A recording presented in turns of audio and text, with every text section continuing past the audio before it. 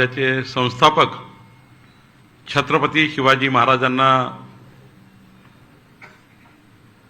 नतमस्तक होतो। सामाजिक समतेचे प्रतीक महामानव डॉक्टर बाबासाहेब आंबेडकरजींना अभिवादन करतो। आज ठाणे जिल्हा हाऊसिंग फेडरेशनच्या वतीने या कार्यक्रमाला उपस्थित माननीय आपले लोकप्रिय आमदार ज्यांनी आपलं संपूर्ण आयुष्य हे समाजाच्या शेवटच्या व्यक्तीच्या कल्याणाकरता समर्पित केलं, ज्या व्यक्तिमत्वाने पंडित दीनदयाल उपाध्यायजींचा अंत्योदयाचा विचार स्वीकारला आणि कधी पद प्रतिष्ठेचा विचार केला नाही, असे आदरणीय आमदार संजय केळेकरजी, आमचे विधिमंडळातले अत्यंत लोकप्रिय आणि केंद्र सरकार राज्य सरकारची एकही योजना न सोडणारे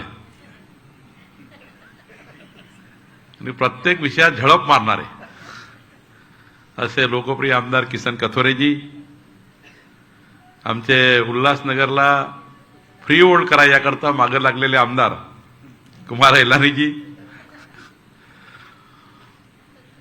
कारण भारताची फाळणी झाल्यावर 14 ऑगस्ट 1947 या राज्यामध्ये 40 वसाहती अशा आहेत सिंधी समाजाच्या, ज्या 40 वसाहती 14 ऑगस्ट 1947 फाळणी झाल्यानंतर जे भारतीय नागरिक पाकिस्तानमधून हिंदुस्थानात आले, पण महाराष्ट्रात 40 नगरं अशी आहेत ज्यांचा सिंधी समाज म्हणून त्या ठिकाणी बसले, पण त्यांना आत्तापर्यंत त्यांची प्रॉपर्टी ही कधीच कायदेशीर झाली नाही। पण देवेंद्र फडणवीस सरकारने ती प्रॉपर्टी कायदेशीर करून दिली आणि त्यामुळं त्यातलं फक्त उल्हासनगर शिल्लक राहिलं, म्हणून कुमार एलानी आजच्या कार्यक्रमाला पूर्ण वेळ उपस्थित आहेत।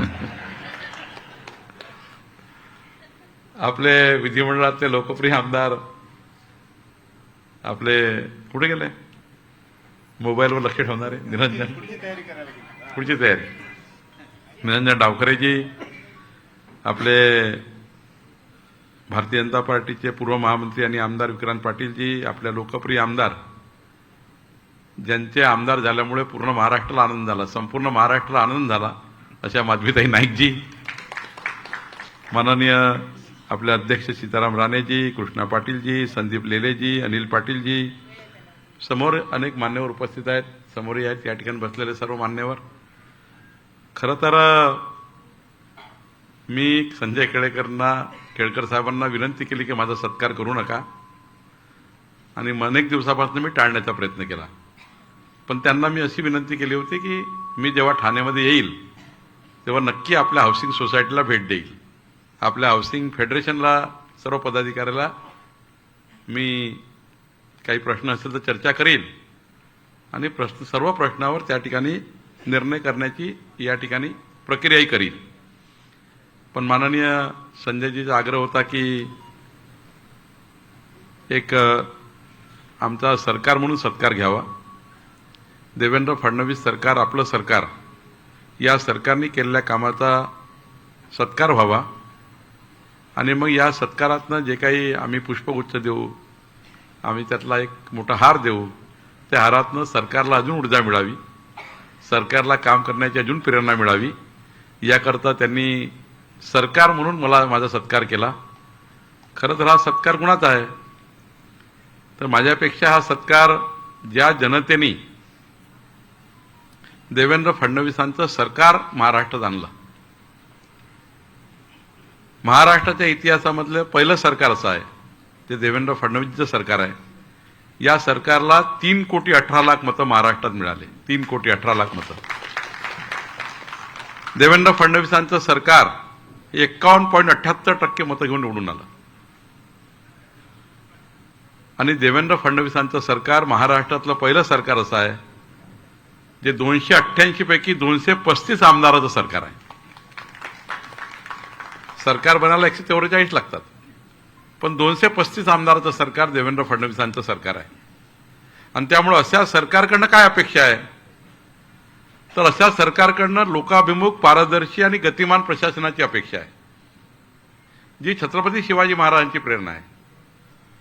छत्रपती शिवाजी महाराजांच्या सरकारमध्ये त्यांच्या राज्यकारभारामध्ये 3 महत्त्वाचे प्रेरणादायी विषय आपल्याला घेता येतील. ते म्हणजे छत्रपती शिवाजी महाराजांचं सरकार हे लोकाभिमुख होतं, ते गतिमान होतं, ते पारदर्शी होतं, त्या सरकारमध्ये भ्रष्टाचाराला वाव नव्हता.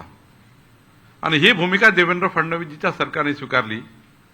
आणि हे सरकार जेव्हा निर्माण झालं, देवेंद्रजींनी शपथविधी झाला, त्या शपथविधीनंतर जेव्हा खातेवाटपाचा विषय आला, मी पक्षाचा अध्यक्ष होतो. देवेंद्रजींनी विचारलं की तुला कोणतं खातं आवडेल, कारण पक्षाचा अध्यक्ष असल्यामुळे त्यांनी माझी चॉईस विचारली. खरं तर मी त्यांना विनंती केली की तुम्ही या राज्याच्या जनतेच्या जीवाची जबाबदारी तुम्ही घ्या. जे झोपून उठल्यापासून झोपतपर्यंत मनुष्याच्या जीवाचं रक्षण कोण करतं, तर ते पोलीस करतात. आणि पोलिसांचं खातं माननीय मुख्यमंत्री देवेंद्र फडणवीसजीकडे असावं असं आम्हाला वाटलं. त्यांनी शेवटी मुख्यमंत्री म्हणून त्यांचे अधिकार आहे, कुणाचं खातं कुणाकडे द्यायचं हा माझा अधिकार नाही. कुणाला मंत्री करायचं, कुणाला मंत्री उपमुख्यमंत्री किंवा सरकारमध्ये ठेवायचं, कुणाला मंत्री करायचं हे देवेंद्र फडणवीसजी मुख्यमंत्र्याची जबाबदारी आहे, मुख्यमंत्र्याचा अधिकार आहे. कुणाला खातं द्यायचं हे मुख्यमंत्र्याचा अधिकार. पण चर्चा करताना त्यांनी मला सांगितलं की तुला असं खातं येतो आहे की या खात्याने 14 कोटी जनतेच्या मालमत्तेचं रक्षण करण्याची जबाबदारी तुमच्याकडे येईल. आणि मग महसूल खातं माझ्याकडे आलं, ज्या खात्याला जबाबदारी आहे की जनतेच्या मालमत्तेचं रक्षण करणे, जनतेची मालमत्ता कायदेशीर करून देणे, जनतेला कायदेशीर हक्क प्राप्त करून देणे, शेतकऱ्यांना त्यांच्या जीवनामध्ये सुलभता निर्माण करणे. ही जी 14 कोटी जनतेची मालमत्ता आहे, इतर खाते महत्वाचेच आहे, पण 2 विभाग अत्यंत महत्वाचे आहे. एक जनतेच्या जीवाचं रक्षण करणे आणि जनतेच्या मालमत्तेचं रक्षण करणे. जनतेचा जीव सुरक्षित नसेल तर सरकारचा काय उपयोग आहे, आणि जनतेची मालमत्ता सुरक्षित नसेल तर त्या सरकारचा उपयोग काय, जे सरकार आपण निवडून आणलं. आणि म्हणून मग लोकाभिमुख निर्णयाचा विचार आला, गतिमान निर्णयाचा विचार आला. आणि मग संजय केळकर सारखे आमदार हे जेव्हा विधिमंडळात आहे आणि संजय केळकरजींनी जे जे विषय सभागृहात मांडले, म्हणजे यातले 50% निर्णय कुणाच्या म्हणण्यावर झाले आहेत, तर विधानमंडळामध्ये संजय केळकरजी यांनी जर हे विषय मांडले नसते तर मंत्री म्हणून त्या ठिकाणी मी या निर्णयाला अंतिम करू शकलो नसतो, कायदे बदलता आले नसते. शेवटी इंग्रजाच्या काळातला हा कायदा आहे, महसूल कायदा. 1553 मध्ये महसूल खातं तयार झालं. या देशाची जमाबंदी 1800 मध्ये झाली. 1908 चा मुद्रांक अधिनियम आहे. हे अधिनियम इंग्रजाच्या काळातले आहेत. आणि मग जसं जसं आपण पुढे गेलो, 75 वर्ष स्वातंत्र्याला झाले, पण इंग्रजाच्या काळातले त्या ठिकाणी जाचक निर्णय राज्यामध्ये असताना कसं जनतेला न्याय मिळेल. त्यामुळं लोकाभिमुख निर्णय करताना कायदे बदलवावे लागतात, नियमावली बदलवावी लागतं. आणि मग मी विचार केला की या राज्यामध्ये 14 कोटी जनतेची सरकारकडनं काय अपेक्षा आहे. शेतकऱ्याला ही अपेक्षा आहेच की माझ्या शेतातला जर गाळ माती वाळू जर मी वापरू शकलो नाही तर सरकारचा काय उपयोग आहे. आणि म्हणून निर्णय घ्यावे लागले. 2 भावंडाची शेती मोजायची असेल तर सरकार त्यातनं मोजणीचे पैसे घेतील. 6,000 रुपये 12,000 रुपये मोजणीचे पैसे घ्यायचे. पण आता राज्याने निर्णय केला की पोट हिस्सा करायचा असेल, शेतकऱ्याच्या 2 भावामध्ये जर त्याची जमीन मोजून द्यायची असेल, त्याची किंमत फक्त 200 रुपये असली पाहिजे, 200 रुपयाच्या वर नसली पाहिजे. कारण सरकारी खर्च 200 रुपये तेवढा घेतला पाहिजे. सरकार हे मालगुजार नसतं कधी, ते काही सावकार नसतं. सरकारने कधीच सावकारी करू नये, सरकारने कधी मालगुजारी करू नये. सरकारने लोकांकरता त्या ठिकाणी सरकार चालवलं पाहिजे. आणि म्हणून देवेंद्र फडणवीस सरकारच्या कार्यकाळामध्ये आज महसूल खात्याने 65च्या वर निर्णय घेतले. त्याची पुस्तिका मी तयार केली राणे साहेब. त्या पुस्तिकेमध्ये प्रत्येक पानावर त्या ठिकाणी QR कोड आहे. कुठल्याही पुस्तकाचा प्रत्येक पुस्तकावर निर्णय दिलेला आहे आणि त्याला QR कोड स्कॅनिंग केला तर आपल्याला दिसेल की त्या निर्णयाचे किती दूरगामी परिणाम आहे. एकट्या महसूल खात्याने या राज्यामध्ये जे 65 निर्णय केले आहे, 98 कॅबिनेट नोट केलेले आहेत. म्हणजे महसूल खातं महाराष्ट्राच्या 1.5 वर्षाच्या मंत्रिमंडळाच्या बैठकी झाल्या प्रत्येक मंगळवारी. त्यामध्ये 98 मंत्रिमंडळाच्या बैठकीमध्ये 98 विषय मांडून मंत्रिमंडळासमोर त्या विषयाला मान्यता घेणारं राज्यातलं पहिलं खातं आहे. आणि त्यामुळं खऱ्या अर्थाने लोकाभिमुख निर्णयाची भूमिका देवेंद्र फडणवीसच्या सरकारने स्वीकारली आहे. शेवटी मी काम करत असताना देवेंद्र फडणवीसचं सरकार म्हणून काम करतो. जे अधिकार मला देवेंद्र फडणवीसजींनी दिले आहेत त्या अधिकारात मी काम करतो. कारण मुख्यमंत्री आपल्या मंत्र्यांना अधिकार सबलेट करतात, अधिकाराचं त्या ठिकाणी वाटप करतात. आणि म्हणून मी आधीच सांगितलं 3,18,00,000 लोकांनी मतांनी सरकार आलं. त्या जनतेचं अभिनंदन केलं पाहिजे, त्या जनतेचा सन्मान केला पाहिजे ज्या जनतेने देवेंद्र फडणवीसांचं सरकार आलं. जर जनतेने आम्हाला मत नसतं दिलं, जर संजय केळकरजींना तुम्ही मत नसतं दिलं, तर संजय केळकरजी आमदार झाले नसते, संजय केळकर आमदार झाले नसते, तर महाराष्ट्रात देवेंद्रजीचं सरकार नसतं आलं, देवेंद्रजीचं सरकार नसतं आलं, तर मी महसूल मंत्री झालो नसतो. आणि मी महसूल मंत्री झालो नसतो तर निर्णय घेऊ शकलो नसतो. आणि त्यामुळं हे जे काही सत्कार आहे हा जनतेच्या त्या समर्पणाचा आहे, जनतेने दिलेल्या मताचा आहे. आणि म्हणून या ठिकाणी मी एवढंच सांगेल की जनतेने जे आम्हाला विश्वास व्यक्त केला हा विश्वास विकसित महाराष्ट्राचा आहे. माननीय पंतप्रधान नरेंद्र मोदीजींना जे या देशाचं पंतप्रधान म्हणून जनतेने मतदान केलं ते विकसित भारताकरता केलं आहे. देवेंद्र फडणवीसजींना मतदान केलं विकसित महाराष्ट्राकरता केलं आहे. आणि माननीय मुख्यमंत्री देवेंद्र फडणवीसजींनी विकसित महाराष्ट्राचा संकल्प केला आहे. त्या संकल्पाला ठाणेकरांनी नेहमीच मदत केली आहे. आणि ठाणेकराकरता देवेंद्र फडणवीसजींचं जे हृदय आत्मा आहे तो खऱ्या अर्थाने या ठाण्याला विकसित ठाणे करण्याचा आहे. आणि मला अभिमान आहे की ठाण्याचे आमचे सर्व लोकप्रतिनिधी जेव्हा जेव्हा देवेंद्रजीकडे किंवा आपल्या सरकारकडे कुठल्या विषयाकरता गेले ते संपूर्ण विषय आमचं सरकार मार्गी लावतं. त्या संपूर्ण सरकारच्या या संपूर्ण विषयाला आमचं या ठिकाणी सरकार काम करत आहे. त्यामुळं हा केवळ सत्कारापुरता कार्यक्रम नाही आहे, तर हा कार्यक्रम जनतेच्या विश्वासाचा आहे, विकासाच्या संकल्पाचा आहे आणि कार्यक्षम कार्यपद्धतीचा गौरव करणारा कार्यक्रम आहे. निश्चितपणे ठाणे शहराचे आमचे लोकप्रिय आमदार संजय केळकरजी, मी मनापासून आपले आभार मानतो की आपण ज्या विधायक सूचना या ठिकाणी दिल्या सरकारला, सभागृहात दिल्या, सभागृहाबाहेर दिल्या, जिथे जिथे मी त्यांना भेटलो त्यांनी कधी स्वतः व्यक्तिगत त्यांनी कधी आपलं काम सांगितलं नाही, कधी त्यांनी भूखंडाचं सांगितलं नाही, कधी स्वतःच्या प्रॉपर्टीचं सांगितलं नाही. संजय केळकरजी जेव्हा जेव्हा सरकारकडे येतात तेव्हा महाराष्ट्राच्या ठाण्याच्या विकासाचा संकल्प करून आमचे या ठिकाणी या सरकारला प्रचंड त्या ठिकाणी सरकारने चांगलं काम करावं याकरता संजय केळकरजी आमच्या पाठीशी 100% उभे आहेत. मला या ठिकाणी अभिमान आहे की आमच्या सरकारमध्ये संजय केळकर सारखे अत्यंत इमानदार, पारदर्शी आणि गतिमान आमदार आमच्या सरकारमध्ये आहे, याचाही अभिमान या ठिकाणी मला आहे.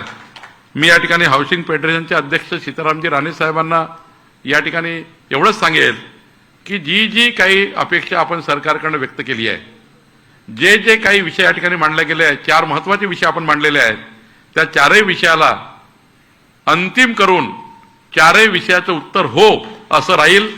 त्यामुळं सर्व कामं जेवढे काही तुम्ही सांगितले येणे रद्द केला आहे, कुठलेही पैसे लागणार नाही, कोणी किती नोटिसा दिल्या असेल त्या सरकार रद्द करेल.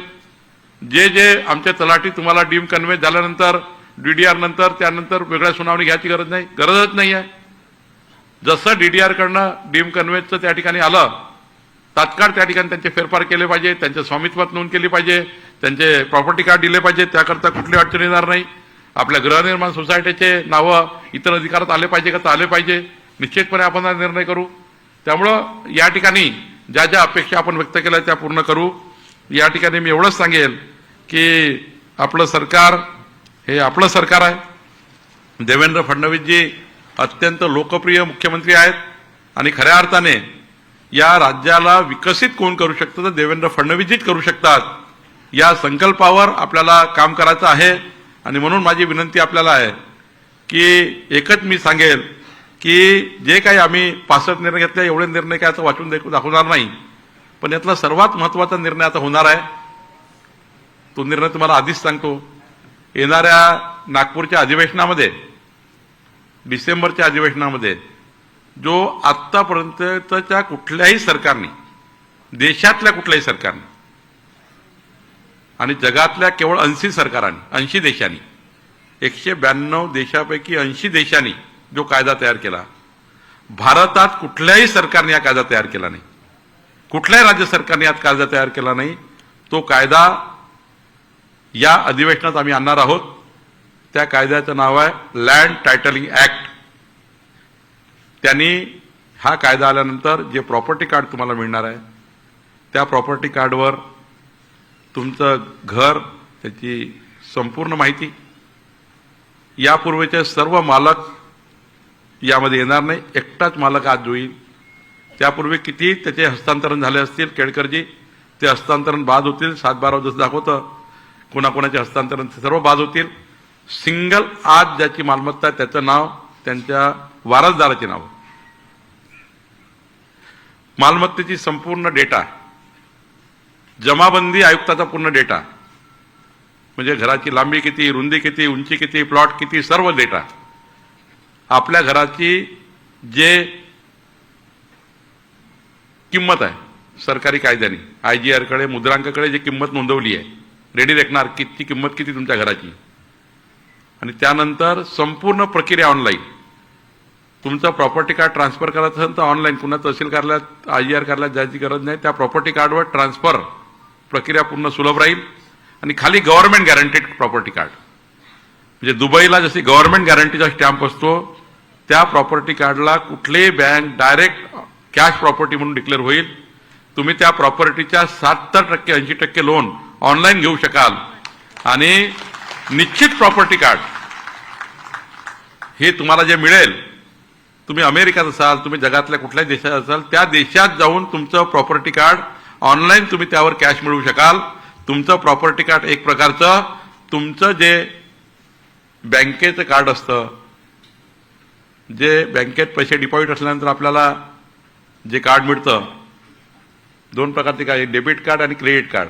जसं पैसे बँकेत असल्यावर डेबिट कार्ड आणि क्रेडिट कार्ड मिळतं, तुमची प्रॉपर्टी तुमचं डेबिट आणि क्रेडिट कार्ड राहणार आहे. आणि त्यामुळं असं प्रॉपर्टी कार्ड, असा कायदा ज्याला government guaranteed property card, land titling कायदा या राज्यामध्ये येणार आहे. आणि त्या कायद्याने तुम्हाला तुमची प्रॉपर्टी ही कॅश प्रॉपर्टी असणार आहे. आणि ती प्रॉपर्टी जगातल्या कुठल्याही देशातनं तुम्हाला या ठिकाणी आपल्या प्रॉपर्टीचे व्यवहार करू शकेल. जगातले कुठलेही इन्व्हेस्टमेंट तुमच्या प्रॉपर्टी होऊ शकेल. जगात दुबईतनं सुद्धा तुमची प्रॉपर्टी बुक होऊ शकेल. जगातल्या कुठल्याही कंपनीला या कंपनीमध्ये शेअर टाकता येतील. जगातली कुठलाही व्यक्ती तुमच्या प्रॉपर्टीशी व्यवहार करू शकेल. असं लँड टायटलिंग कायदा जो दुबईमध्ये आहे, सिंगापूरमध्ये आहे, तो कायदा महाराष्ट्र सरकार आणणार आहे. आणि या कायद्याने प्रचंड मजबूती आपल्या महाराष्ट्राला मिळणार आहे. आपली प्रॉपर्टी ही कंप्लीट कॅश प्रॉपर्टी होणार आहे. आणि दुसरा कायदा आपण संजयजी आणतोय, आधी मोजणी मगच नोंदणी नंतरच म्युटेशन. मोजणी केल्याशिवाय नोंदणी नाही. कारण मोजणी केली नाही, नोंदणी केली तर तुमचा फ्लॅट किती आहे, 1000 स्क्वेअर फीटचा फ्लॅट बिल्डर विकतात 1200, पण तिथे किती आहे, मोजणी केल्याशिवाय कुठलाही ट्रान्झॅक्शन नाही. आणि तिसरा महत्वाचा व्हर्टिकल प्रॉपर्टी कार्ड.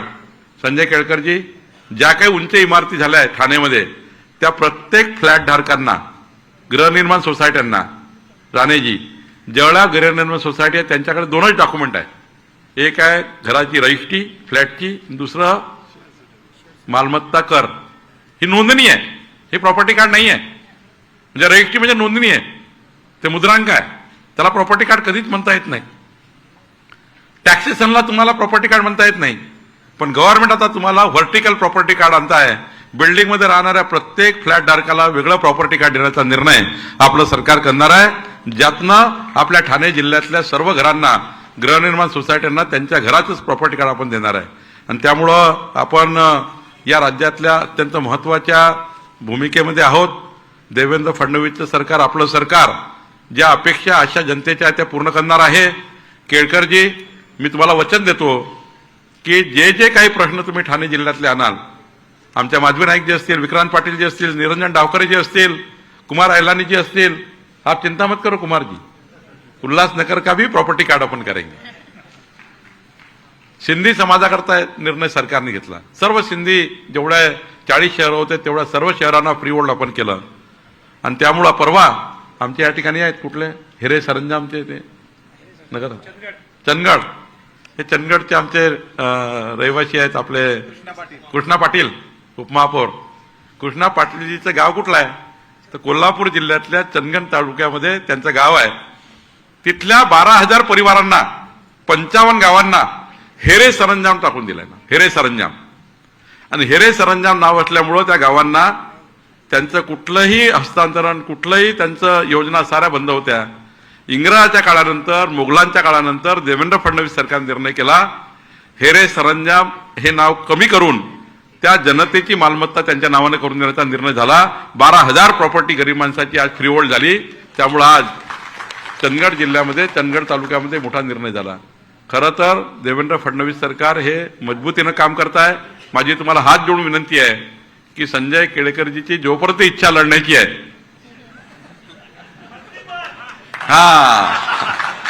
तुमचा निरोप मी देवेंद्रजींना देतो. ते त्या पदाचे योग्य दावेदारी आहे, असं नाही आहे.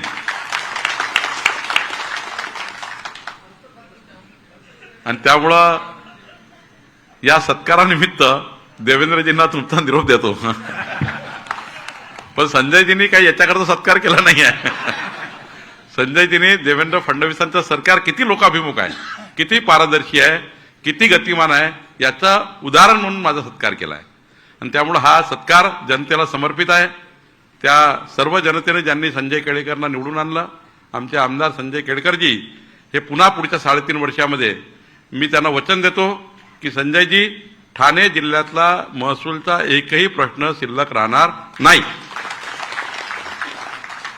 तुम्ही जेवढे काही विषय माझ्या निदर्शनात आणाल, जेवढे काही विषय माझ्या समोर आणाल, त्या साऱ्या विषयाला सरकार न्याय देईल. गरज पडली तर कायदे बदलू, गरज पडली तर नियमावली बदलू, गरज पडली तर जे जे काय वाटेल ते करू. पण जनतेला आम्ही या ठिकाणी उद्ध्वस्त होऊ देणार नाही. लोकाभिमुख सरकार म्हणून काम करू एवढंच वचन देतो. ज्या अशा अपेक्षा तुमच्या देवेंद्र फडणवीसचं सरकार आणण्याकरता होत्या, त्या अशा अपेक्षा आम्ही पूर्ण करू एवढंच या ठिकाणी सांगतो. आणि पुन्हा एकदा राणेसाहेब, तुम्ही माझा सन्मान केला. हा जो सन्मान आहे, अजून गतीने आपलं सरकार काम करेल. तुमच्या अशा अपेक्षा ज्या सत्कारामागे होत्या, ज्या फुला जे काही तुम्ही माझ्याकडे हार टाकला, तुम्ही मला पुष्पगुच्छ दिले, शाल दिली, श्रीफळ दिली, हे अशा अपेक्षाच आहे. कुणा व्यक्तीला काय आनंद व्हावा, चंद्रशेखर बावनकुळेला आनंद व्हावा याकरता नव्हतं. ती आशा होती, ती अपेक्षा होती की या हारा फुलामागे जे काही आम्ही 4 निवेदन त्यांना देऊ, त्या 4 निवेदनातनं आमचे निर्णय झाले पाहिजे. ही आशा अपेक्षा त्या सत्कारामागची होती. ती आशा अपेक्षा आम्ही पूर्ण करू एवढंच वचन मी आपल्याला देतो. खूप खूप धन्यवाद.